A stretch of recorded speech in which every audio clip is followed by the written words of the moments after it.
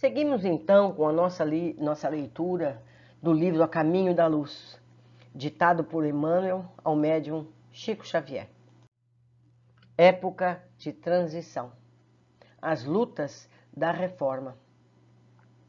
Debalde a Dieta de Worms, em 1521, condenara Lutero como herege, levando-o a refugiar-se em Wartburgo. Me perdoem a leitura. Porque as suas ideias libertárias acenderam uma nova luz, propagando-se com a rapidez de um incêndio. Aqui vem uma explicação. A Dieta de Worms, da Alemanha, foi uma reunião de líderes políticos e religiosos que, ao final, exigia que o rebelado Martinho Lutero renunciasse suas críticas, ou seja, as 95 teses contra a Igreja. Porém, ele as ratificou e rompeu definitivamente com o clero.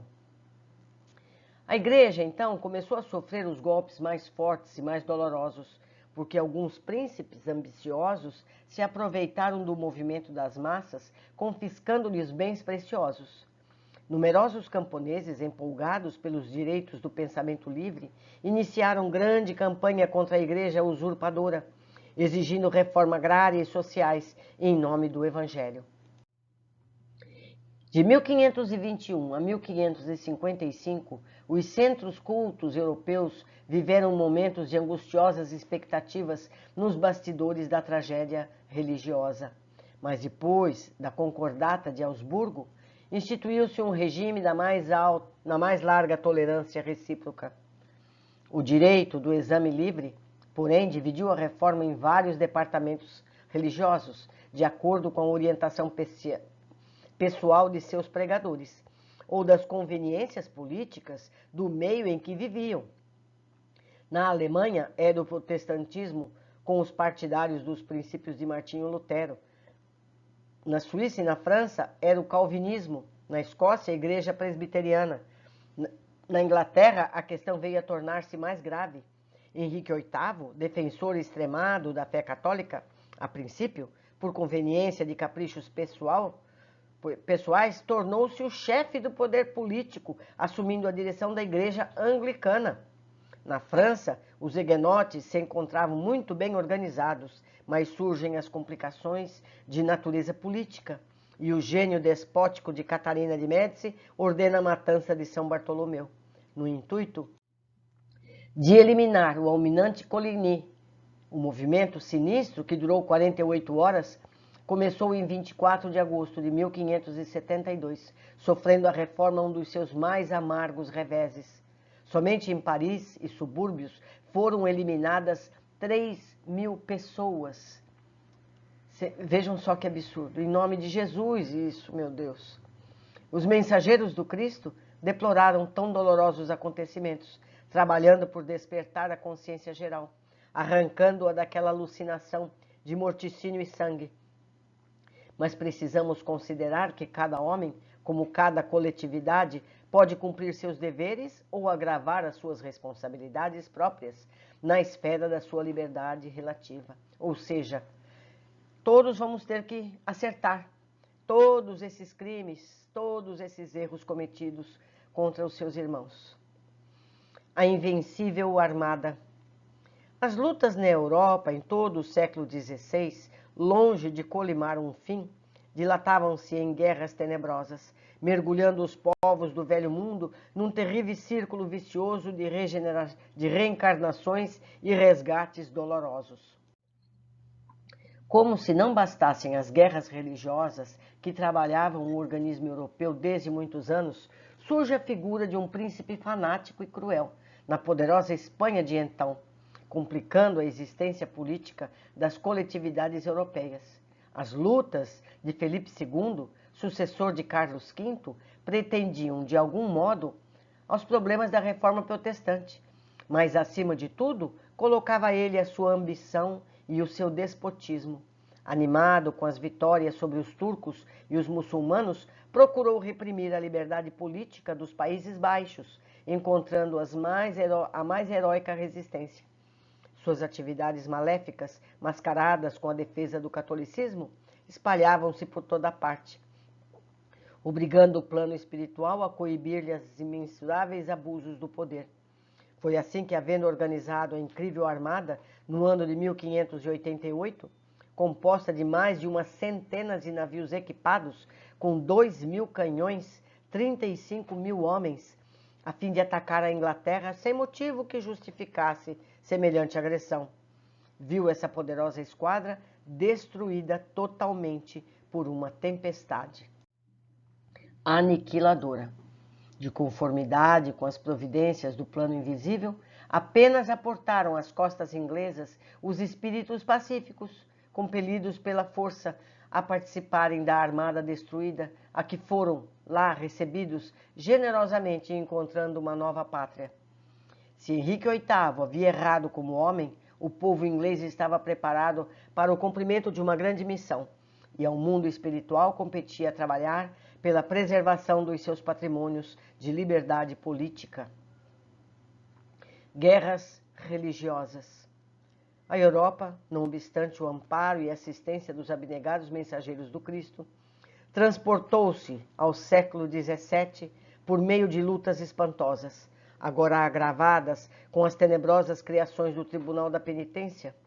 Quase se pôde afirmar que os únicos jesuítas dignos do nome de sacerdotes de Jesus foram aqueles que vieram para as regiões desconhecidas da América, no cumprimento dos mais nobres deveres de fraternidade humana, porque a quase totalidade da companhia, no Velho Mundo, mergulhou num oceano de tricas políticas, muitas vezes rematadas em tragédias criminosas.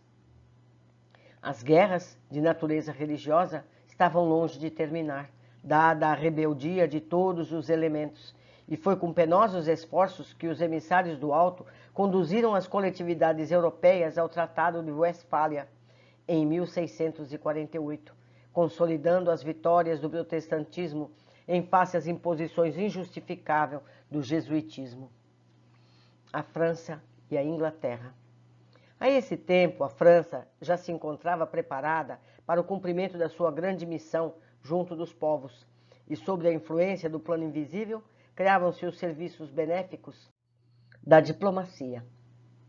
Nos bastidores da sua política administrativa, firmavam-se os princípios do absolutismo no trono, mas a sua grande alma coletiva, cheia de sentimento e generosidade, já vislumbrava o precioso esforço que lhe competia no porvir. Ao seu lado, a Grã-Bretanha caminhava a passos largos para as mais nobres conquistas humanas. Extinta em 1603 a dinastia dos Tudores, eleva-se ao trono o rei da Escócia Jaime I, desejando reviver os princípios absolutistas. O descendente dos Stuarts inaugurou um período de nefastas perseguições, o qual foi intensificado por seu filho Carlos I. Algumas disposições políticas se constituíram das mais avançadas tendências para a tirania. Rompendo com o parlamento e dissolvendo-o vezes consecutivas, viu o povo da capital inglesa de armas na mão em defesa dos seus representantes, ensejando uma guerra civil que durou vários anos e só terminada com a ação de Cromwell, que, de acordo com o parlamento, estabelece a república, da qual se torna o Lorde Protetor. Cromwell era um espírito valoroso, mas, embriagado com o vinho sinistro do despotismo, foi também um ditador vingativo, fanático e cruel. Depois da sua morte, em face da incapacidade política do filho, verifica-se a restauração do trono com os Stuarts. O governo desses teria, porém, pouca duração, porque os ingleses, desgostosos com a administração de Jaime II e no seu tradicional amor à liberdade, chamam Guilherme de Orange ao poder. O parlamento redige a famosa Declaração de Direitos, definindo a emancipação do povo, limitando os poderes reais, elevando-se ao trono Guilherme III, com a Revolução de 1688. A Inglaterra havia cumprido um dos seus mais nobres deveres, consolidando as fórmulas do parlamentarismo, porque assim todas as classes eram chamadas à cooperação e fiscalização dos governos. Refúgio da América. Considerando o movimento das responsabilidades gerais e isoladas, o plano invisível, sob orientação de Jesus, conduzia para a América todos os espíritos sinceros e trabalhadores que não necessitassem de reencarnações no mundo europeu, onde indivíduos e coletividades se prendiam, cada vez mais, na cadeia das existências de provações expiatórias. Para o hemisfério do Novo Mundo, afluíam todas as entidades conclamadas à organização do progresso futuro. Muitas dessas personalidades haviam adquirido o senso da fraternidade e da paz. Depois de lutas com o antigo continente, exaustas de procurar a felicidade nos limites estreitos dos sentimentos exclusivistas, sentiam no íntimo as generosas florações de reformas edificantes, compreendendo a verdadeira solidariedade na comunidade universal. Foi por essa razão que, desde os seus primórdios, as organizações políticas do continente americano se tornaram baluartes de paz e de fraternidade para o orbe inteiro. É que a permanência no seu solo e nas luzes ocultas do seu clima social era considerada por todos os espíritos como uma bênção de Deus em face das sucessivas inquietações europeias. Lembro mais uma vez que esse livro é de 1938. Muita coisa mudou nas Américas, como mudou na Europa em séculos anteriores. Continuando. Os enciclopedistas. O século XVIII iniciou-se entre lutas igualmente renovadoras, mas elevados espíritos da filosofia e da ciência, reencarnados particularmente na França, iam combater os erros da sociedade e da política, fazendo sossobrar os princípios do direito divino, em nome do qual se cometiam todas as barbaridades.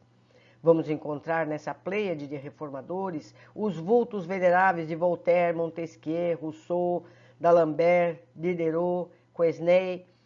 Suas lições generosas repercutem na América do Norte, como em todo o mundo. Entre cintilações do sentimento e do gênio, foram eles os instrumentos ativos do mundo espiritual para a regeneração das coletividades terrestres. Historiadores há que, numa característica mania de sensacionalismo, não se pejam de vir a público asseverar que esses espíritos estudiosos e sábios se encontravam a soldo de Catarina II da Rússia e dos príncipes da Prússia, contra a integridade da França. Mas semelhantes afirmativas representam injúrias caluniosas que apenas afetam os que as proferem, porque foi um dos sacrifícios desses corações generosos que se fez a fagulha divina do pensamento e da liberdade, substância de todas as conquistas sociais de que se orgulham os povos modernos. Independência americana. Os ideais nobilitantes dos autores da enciclopédia e das novas teorias sociais haviam encontrado o mais franco acolhimento nas colônias inglesas da América do Norte, organizadas e educadas no espírito de liberdade da pátria do parlamentarismo. O mundo invisível aproveita, desse modo, a grande oportunidade, deliberando executar nas terras novas os grandes princípios democráticos pregados pelos filósofos e pensadores do século XVIII. E enquanto a Inglaterra desrespeita para com as suas colônias o grande princípio por ela própria afirmado, de que ninguém deve pagar contribuições sem as ter votado, os americanos resolvem proclamar a sua independência política. Depois de alguns incidentes com a metrópole, celebram a sua emancipação em 4 de julho de 1776, organizando-se posteriormente a Constituição de Filadélfia, modelo dos códigos democráticos do porvir. Terminamos mais um capítulo, com muito aprendizado. Estamos a cada um deles mais próximos dos tempos que vivemos. Um abraço a todos e até o nosso próximo capítulo.